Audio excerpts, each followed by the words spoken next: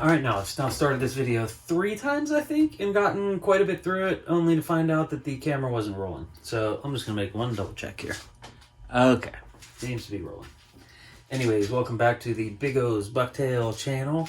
A little bit of exciting content here for you. I'm a little slipping on you. You know, I haven't put anything out since before Muskie Max, so after 30 days of quarantine here, I think it's time we put out a little content for all you hungry subscribers out there, which I think is up to an impressive 26 nowadays. Wow.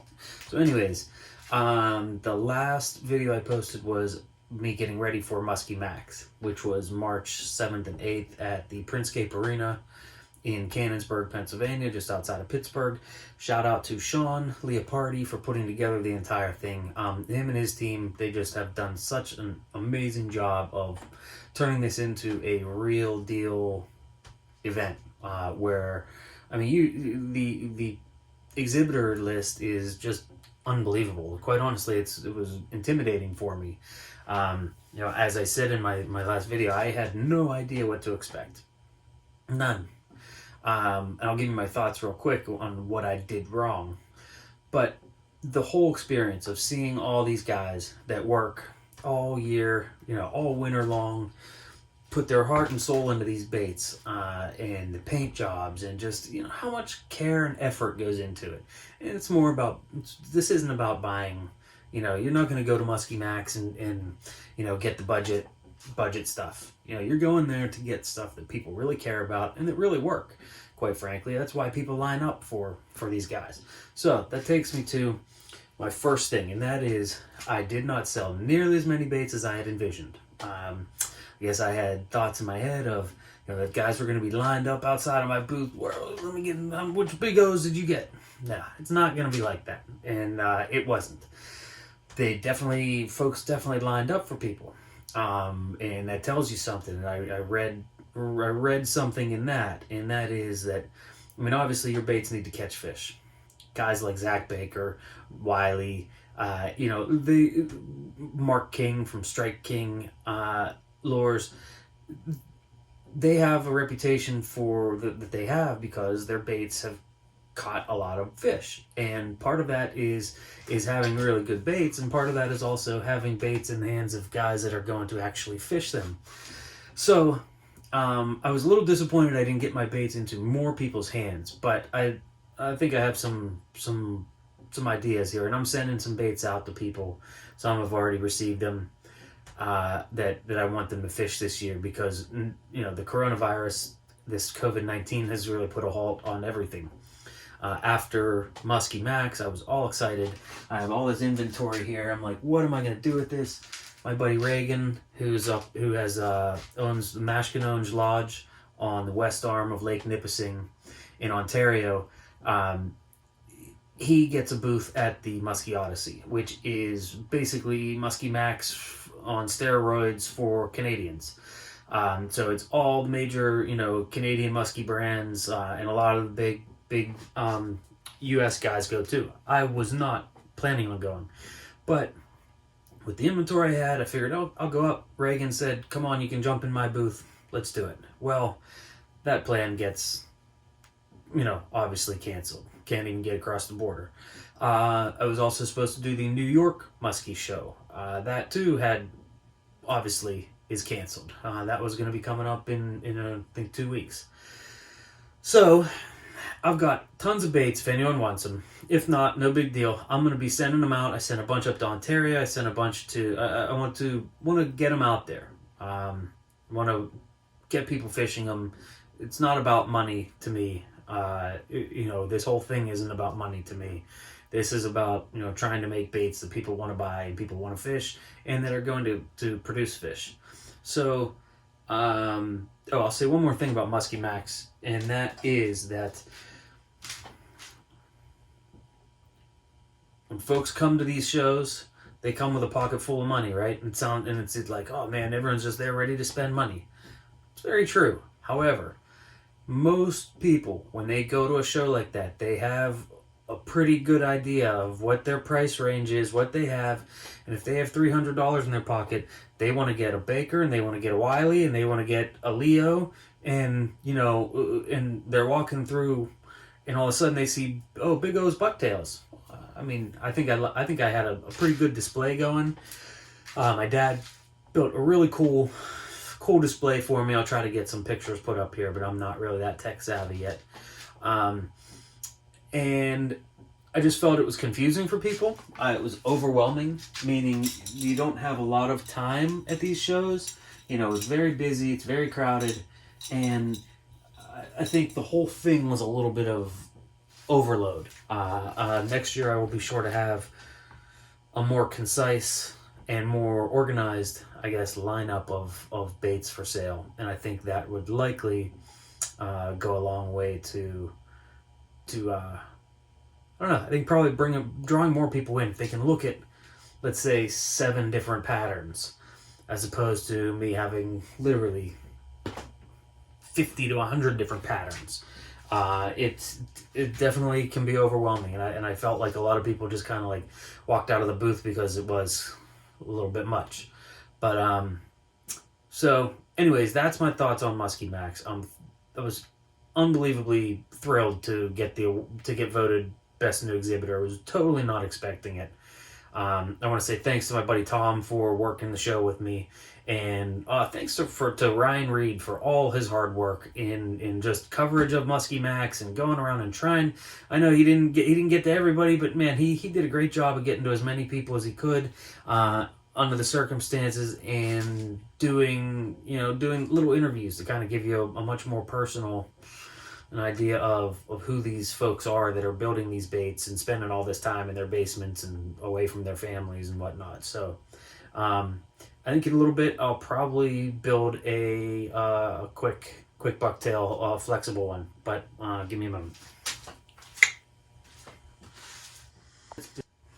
All right, so as I was saying earlier, one of the things that I think I was very encouraged by at Muskie Max was people's interest in the flexible wire baits.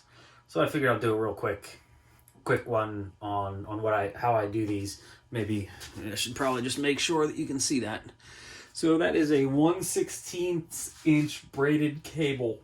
It is, I think, 380 pounds of strength. It ain't going anywhere. And use this little metal sleeve, if you've never seen a crimping sleeve. There you go. So it's just a little, like, aluminum sleeve. Slip one side in there. Do a little loop. Spin that bad dude around. Alright, so now you got that loop there. And you can make that into whatever size you want. Try to keep the end as short as you can. That way you don't have to cut it. I hate cutting this stuff. So I like to, when I started making these, I made a lot that were too small. So I like to about that size.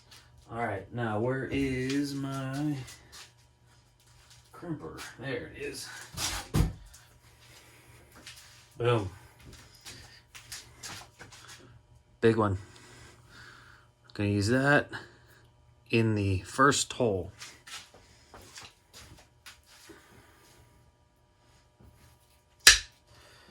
Once on one side.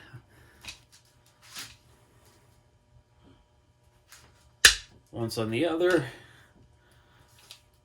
And voila. You got your own little eyelet. Okay, and what I do is I will throw a little bit of electrical tubing over that just to kind of make sure there's no sharp edges.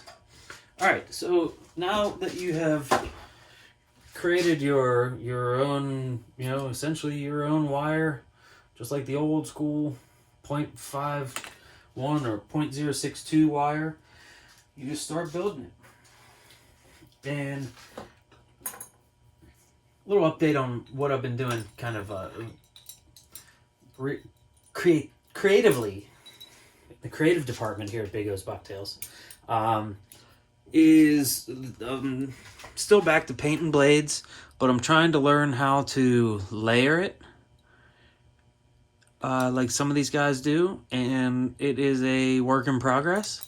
That there is a 10-8 stagger.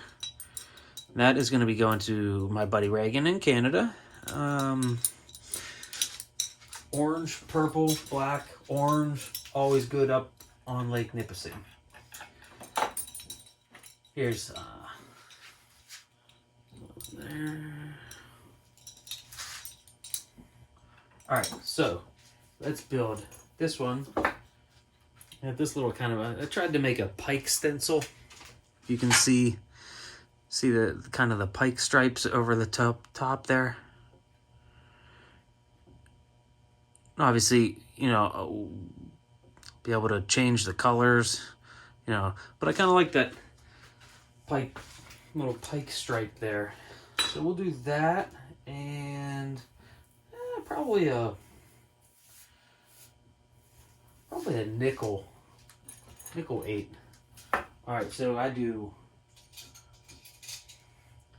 1 bead, 1 bead. I have a clevis. Thought I grabbed one. Organization is not my thing. I wish it were, but it's not.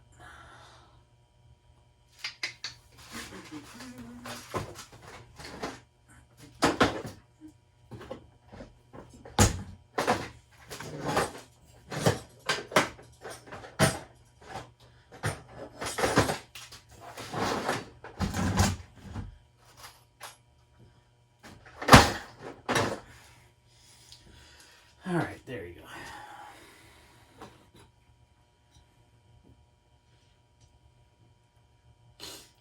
And I've been using a lot of these double clevises. I really like them, especially on the staggers.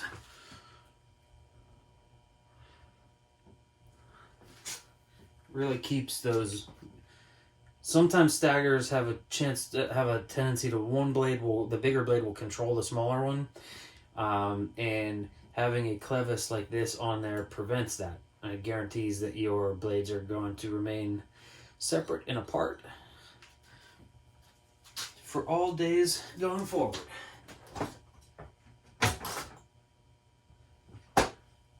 Yeah.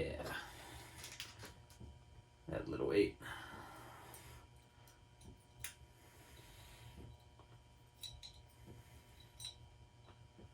All right. So the only downside of this braided stuff is that if you're not careful and the end gets frayed, you can have to cut it and start over so that it'll go through. So you won't have any problems getting things through there. So what I'll do now is I'll add usually probably 6 beads. I add as many beads. Yeah, see, that's not going to go through the beads. I'm going to have to cut it off. And if you're not careful, if you don't leave yourself enough room, I've gotten to the end of these and been like, whoop, I cannot close that. So hopefully I didn't do that to myself here. That would be embarrassing.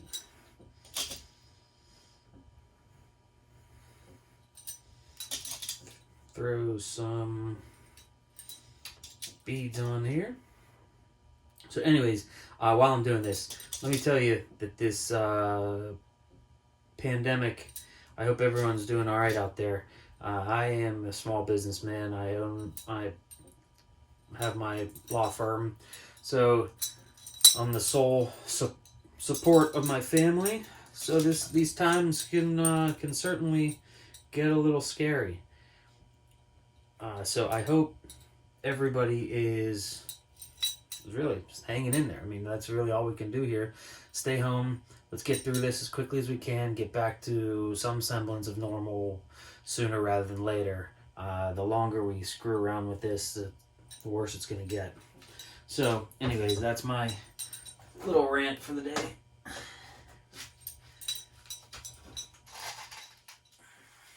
So, as you can see, after that clevis,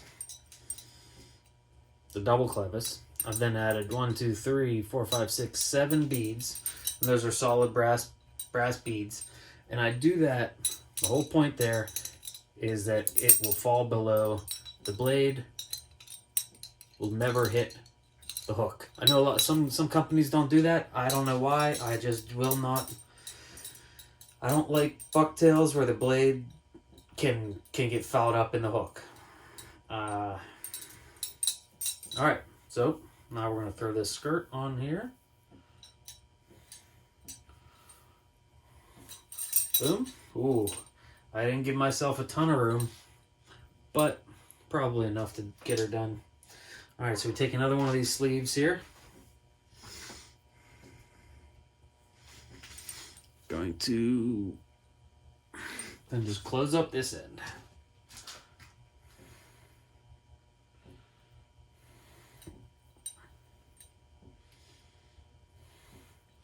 Wow, this one's gonna end up almost perfect. Like, I'm not even gonna have to snip.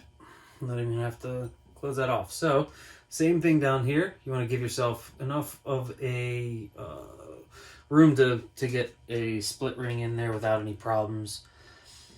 And do this. Crimp it. Boom.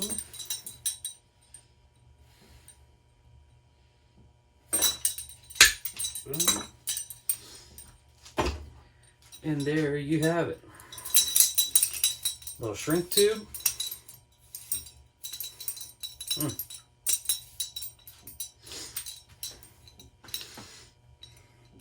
I'll end up throwing a couple stickers on there.